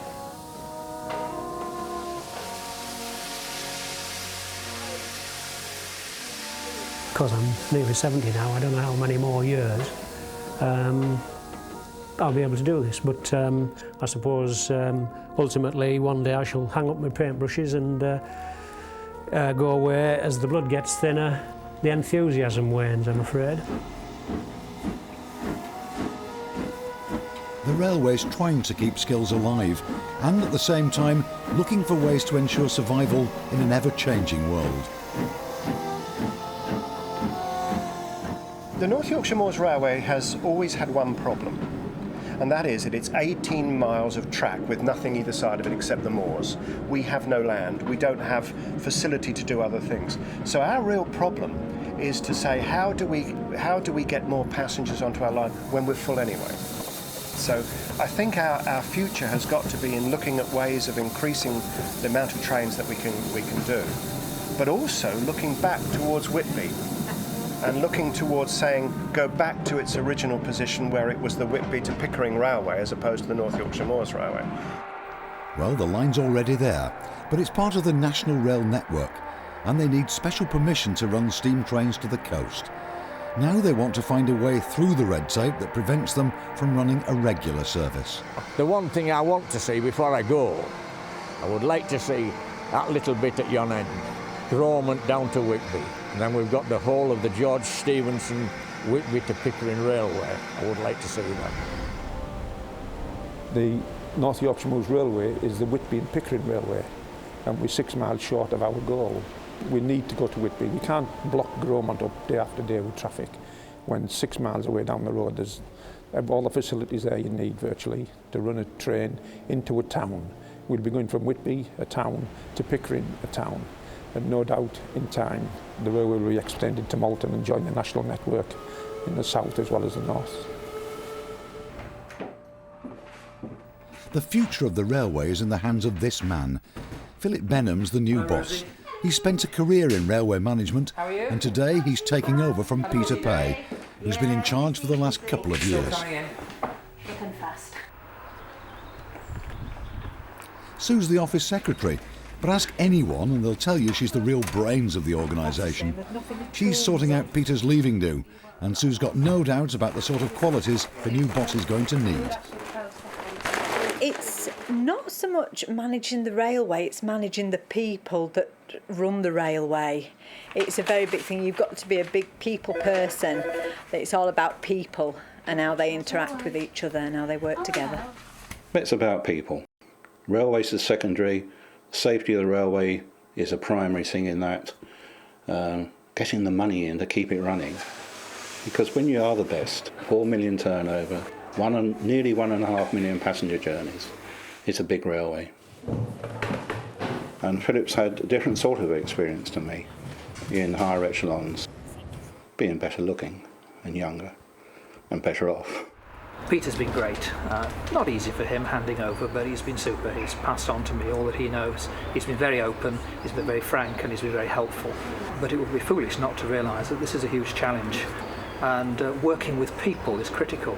Making sure that one's sensitive at the same time that you're also managing to move things forward. That's obviously going to be quite a challenge. The late train pulls into Pickering on Peter's last official day in charge. He came out of retirement to help the railway, and now he's going to miss the place.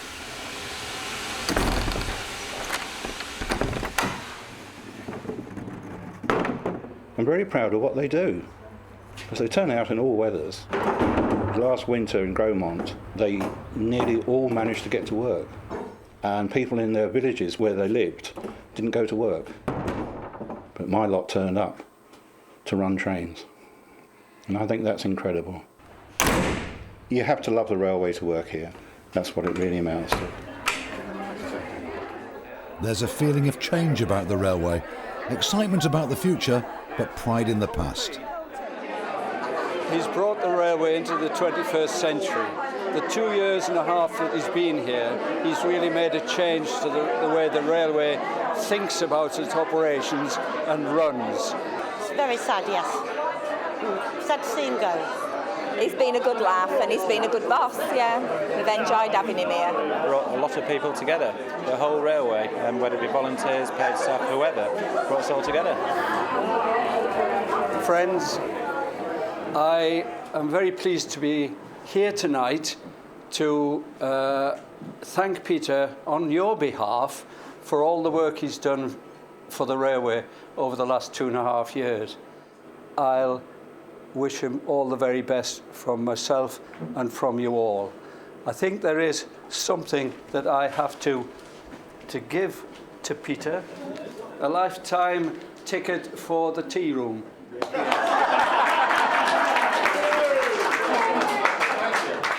As you get older, you look back, because I do a lot of travelling. Now I'm not working, I've been riding trains all over the place. And I think, well, I worked there. I worked at St Pancras. Fantastic spread for tonight. And I thought, now, when did I work there? And it was 1959. You think that's 41, that's 45 years ago, you old git. And I'm like a grandfather to these, as I've said once or twice.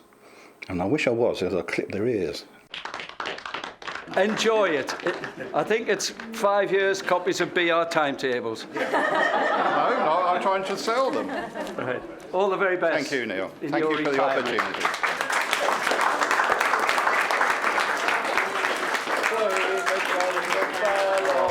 He's a jolly good fellow.